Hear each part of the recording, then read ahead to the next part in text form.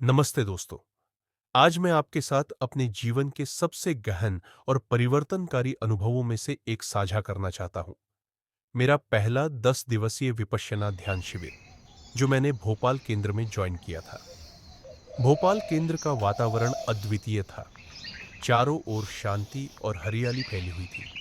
पूरी व्यवस्था अत्यंत सुनियोजित और उत्तम श्रेणी की थी, जहां ध्यान साधना के अलावा किसी भी अन्य चीज की चिंता करने की आवश्यकता नहीं थी। रहने, खाने और दैनिक दिनचर्या का प्रबंधन एकदम निर्धारित और अनुशासित था। यह 10 दिन का सफर किसी भी तरह से आसान नहीं था। प्रतिदिन सुबह 4 बजे घंटी बजते ही उठना होता था और 4:30 के भीतर पहला ध्यान सत्र शुरू हो जाता था। पूरा दिन विभिन्न ध्यान सत्रों में बीतता था।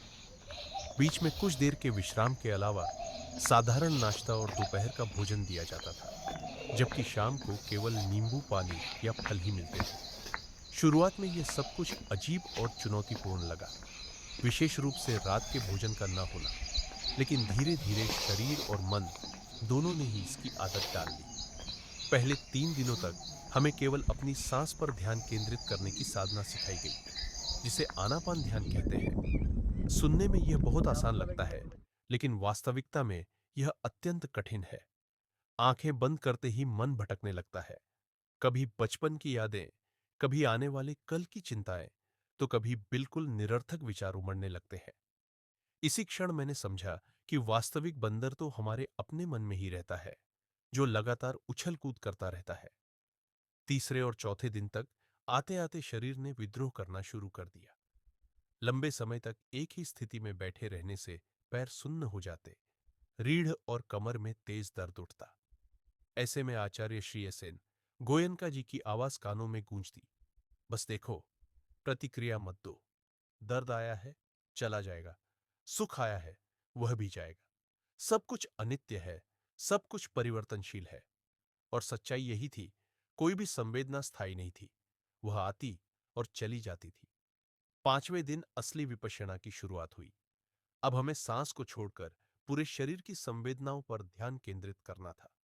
सिर से लेकर पैर की उंगलियों तक, जहां भी कोई संवेदना महसूस हो, चाहे वह दर्द हो, खुजली हो, ठंडक हो, गर्मी हो या सुन्नपन, बस उसे महसूस करना था, बिना किसी प्रतिक्रिया के।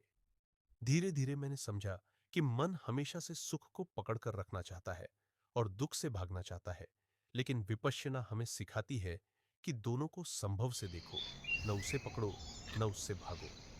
7वें और 8वें दिन तक आते आते आंतरिक गहराई बढ़ने लगी। मन पहले से कहीं अधिक शांत और स्थिर होने लगा। पुरानी यादें, दबे हुए डर, दफन क्रोध और अपमान के भाव सतह पर आने लगे, लेकिन अब उनके साथ वही पुराना आसक्ति भाव नहीं था। अब बस उन्हें देखना था और जाने देना था।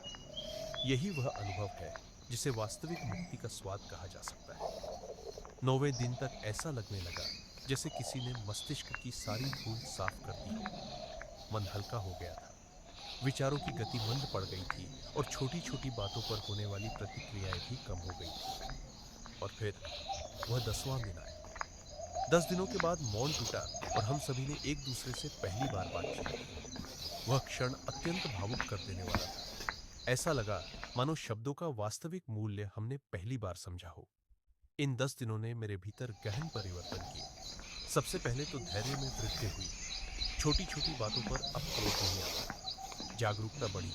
चलने फिरने, बोलने, खाने पीने, हर क्रिया में सचेतनता रहती है। लालच और क्रोध की तीव्रता पहले की तुलना में काफी कम हो गई है। और सबसे बड़ा परिवर्तन था धर्म की वास्तविक समझ। यहाँ धर्म का अर्थ किसी विशेष पंथ व संप्रदाय से नहीं, बल्कि धम्म से था, यानी प्रकृति का नियम। जो भी उत्पन्न हुआ है वह परिवर्तित होगा और एक दिन समाप्त हो जाएगा। ये किसी एक का नहीं, बल्कि सभी का सत्य है। तो दोस्तों, यह था भोपाल केंद्र में मेरे पहले 10 दिन के विपश्यना ध्यान शिविर का अनुभव। यदि आपने कभी विपश्यना जाने का विचार बनाया है, तो मेरी सलाह है कि एक बार अवश्य जाएं। यह आपको बिना कुछ थोपे आंतरिक रूप से परिवर्तित कर देगा। क्योंकि जब हम स्वयं बदलते हैं, तभी यह दुनिया बदलती है। यदि आपके मन में कोई प्रश्न है, तो कृपया कमेंट करना न भूलें। मैं अवश्य ही उत्तर दूंगा। आपका बहुत बहुत धन्यवाद। सबका मंगल हो।